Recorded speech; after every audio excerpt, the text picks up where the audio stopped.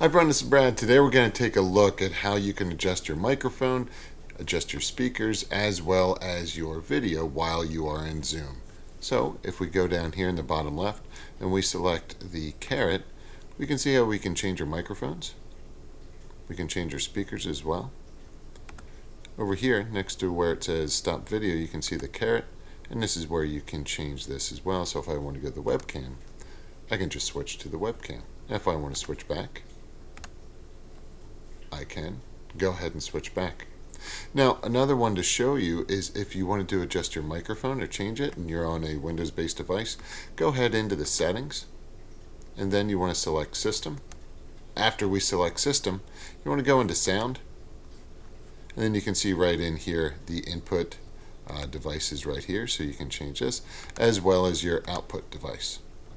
Another quick one with audio is if you look right down in here, the speakers and headphones, you're going to see this little caret. You can select the caret and you can adjust it here as well. So that's a nice quick way to go in and change it. If you have any questions, let me know. Thanks for watching. Take care. Bye-bye.